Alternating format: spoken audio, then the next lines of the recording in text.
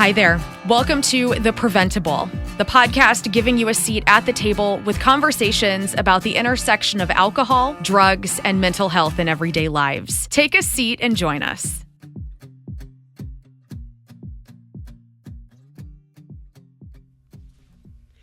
Welcome to The Preventable. Oh, wait, I'm going to start over. Cut that, Clay. All right, we're starting over. All right. Welcome to The Preventable. Before we get started with my guest today, I want to make sure and give a big shout out and thanks to Hubbard Radio for having us and allowing us to use their recording studio and being such a great partner to Prevent+Ed always. So I think I start almost every episode of The Preventable saying, I'm so excited for my guest today, or I can't wait for you all to meet my guest today. But I have to say, today's guests are some of my favorite people by far. So today on the podcast with me, I have my 3 children. Welcome, John, Lucy, and Alex. How are you all today? I'm good. Good. Are you so excited to be on The Preventable with me? Yes. So for you that are listening, of course, I have been the host of The Preventable for the last year or so.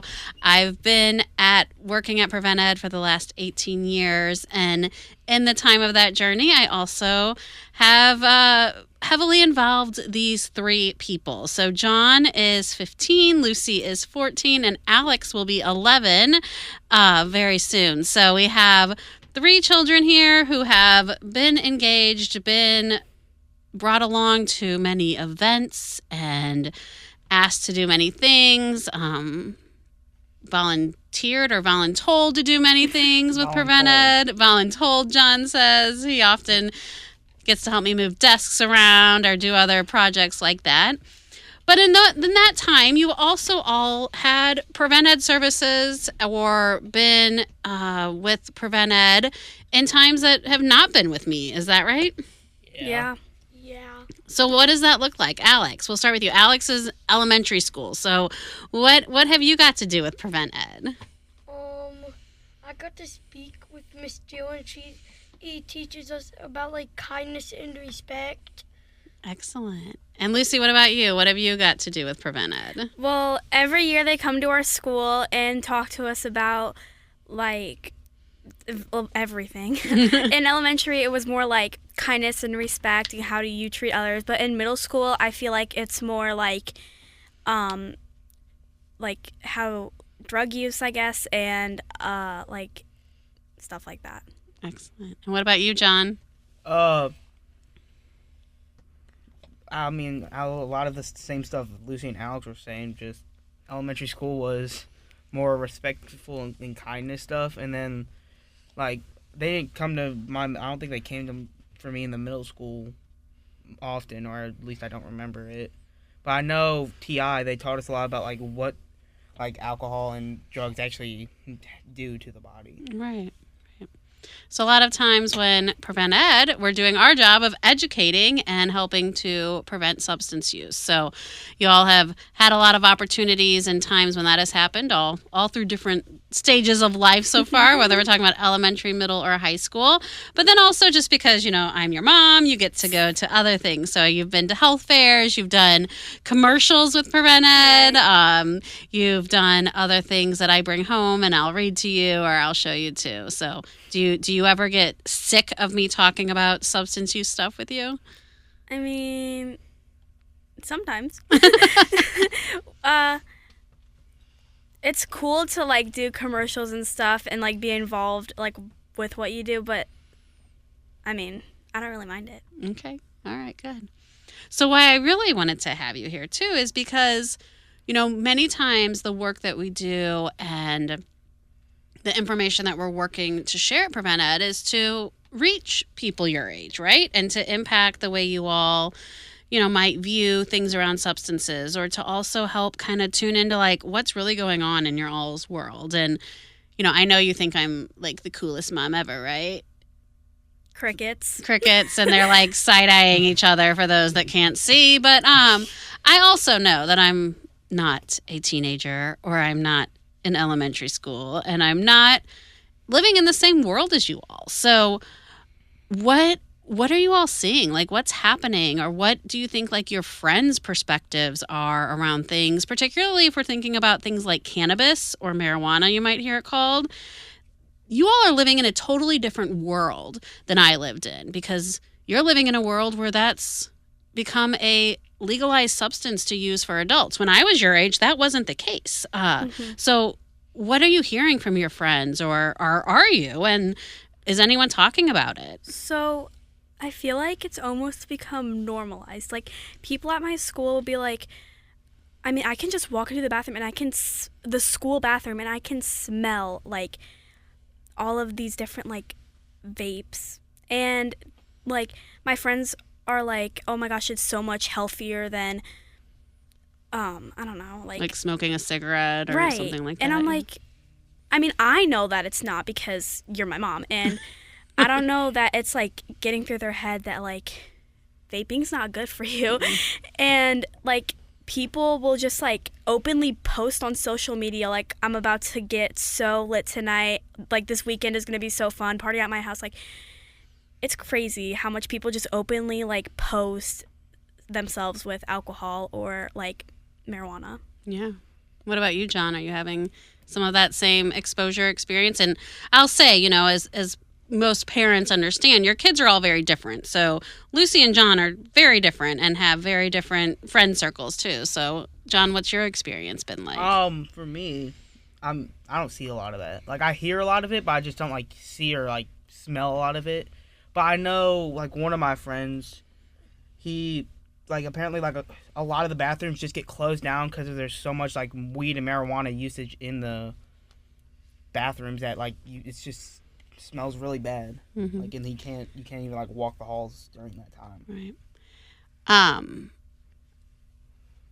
So when we talk about, like, weed or marijuana use, is it through, well, how are people using it, I guess, is what I'm asking. Or do you know? Like, is it through, like, a vape, or are they, like, smoking, like, the plant substance, or how are they using it? It's mostly weed. I mean, vapes. It's a lot of vapes. So it's vapes, and so it's nicotine or marijuana in the Right. vape. It's Yeah. Yeah. I don't think there's a lot of them actually smoking the actual plant, just because it would be very hard to sneak in lighter and then also bring that in the plant. And I guess it's like more accessible to use like a it's easier vape. to hide the vape in like pockets or wherever you're hiding it at. Right. Yeah.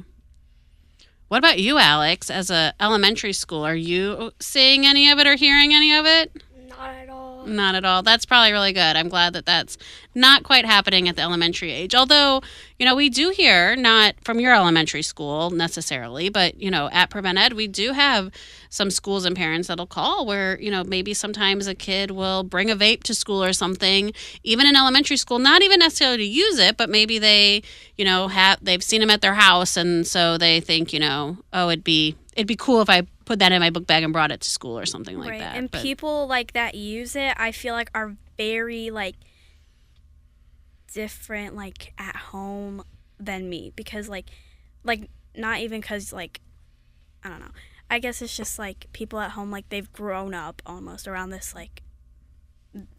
stuff, and it's like normal to them.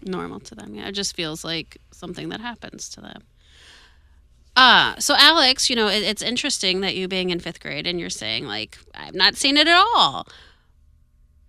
John and Lucy, do you remember, like, was it kind of like an automatic, like, you know, like you just flip a switch from elementary to middle school that you started seeing it, or was it like a gradual thing that started to happen? One day I was like, yeah, it was like 7th grade, I think, and a couple people did it in 6th grade, and it was like a big deal.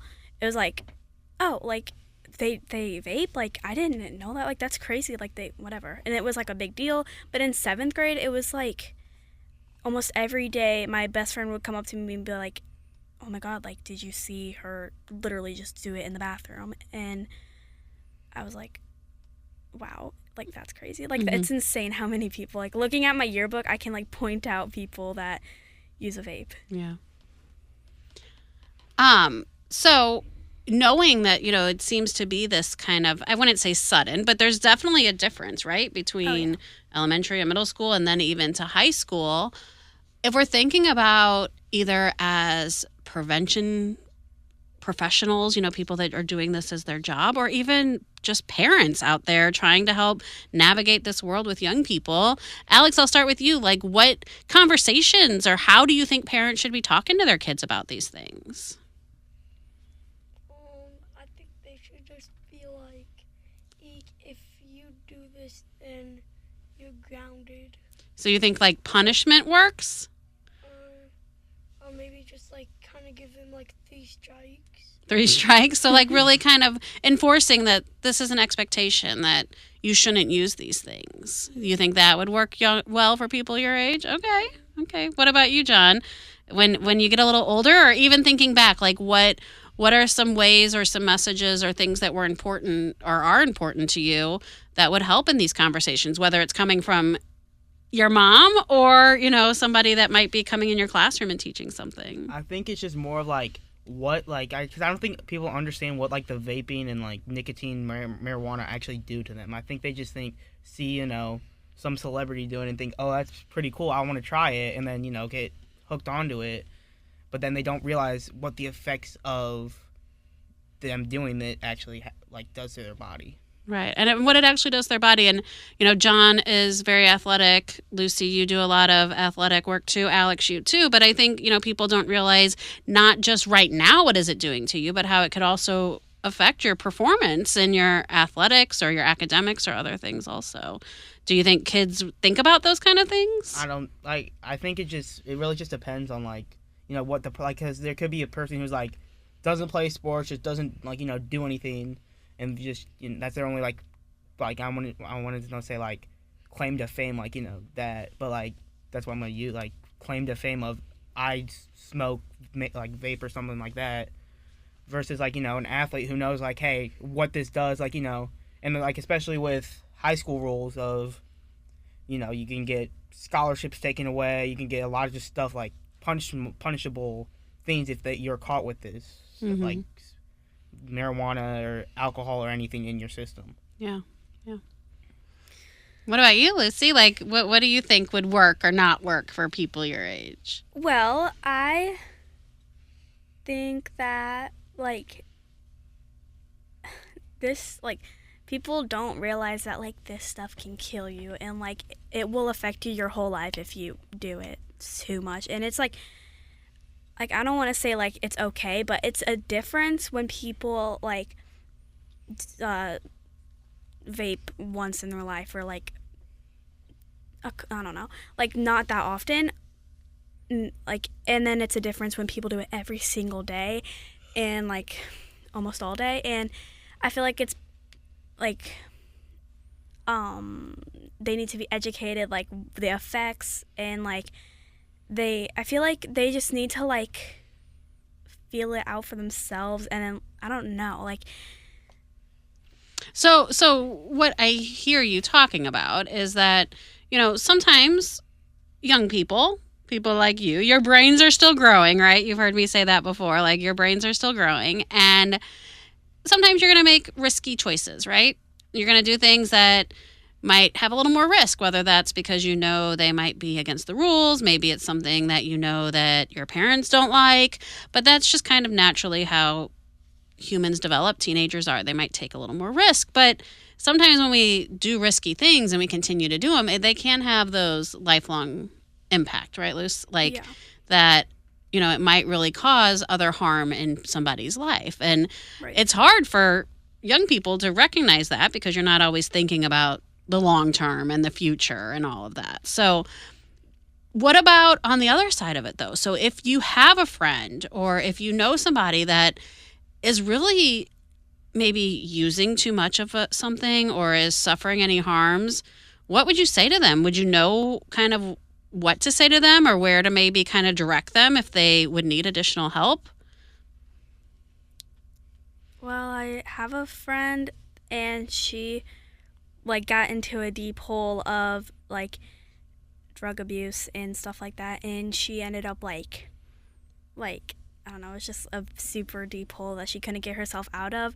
I didn't know what to do because I didn't know what to do. So I feel like going back to like the question that you just said is like other kids like knowing what to do and like realizing that like this person has changed like a lot from 6th grade to 7th grade, and like I think it's because like of drug abuse, and you need to like tell someone or like check up on them and be like, hey, like simply like, are you okay? Like Yeah, make sure that it's something that we can continue to talk about, right? And Alex, I can see your face over there and you're kind of like, what are we even talking about? What is some of this? But I think it's important to be having these conversations, even in elementary school, because we don't want to be in a situation where we're not prepared, right? And so that's a lot that we do in our prevention programs. And I know they talked about this when you were at Teen Institute, TI too, John. Like, it's not always that you're going to be in these situations, but best to be prepared, best to know kind of how to say to a friend, like, hey, I'm worried about you, or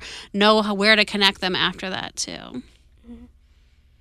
All right, so we're going to wrap up here in just a second. Any last thoughts or any kind of information or inside the mind of young people that you want to share with our listeners before we go? I feel like it's really hard to say no to drugs for some people because I feel like it's just like, oh, you're cool if you do drugs. But I feel like it's not the case. I mean, like, one of my friends, like, she's vaped before, and she was like, I don't really get the point of it. But the person, like, I know another person that's like, I do it every day, like, it's like my daily routine, and she's like, it's the best thing that ever happened to me. And it's like, people have so many different perspectives on like how like the use of it and like how it contributes to their life, I guess. But yeah, well, I think it's always important to just continue to learn and to remember, you know, the information that you have, and to be supportive for other people if they need us in their lives too. Anything else from you, Alex or John? No. Well, thank you all for joining me today. I think we all were a little nervous about how this might go, but I think that it went really well. Thank you to all of our listeners for sticking with us as we hear it from the mouths of babes, from the young people directly about what's happening in their communities. So I hope you enjoyed this episode of The Preventable. If you liked what you've heard and you want to hear more, make sure you subscribe to anywhere where you listen to your podcast. Thanks for listening to my podcast. Thanks so much. Bye. We'll see you next time. Bye.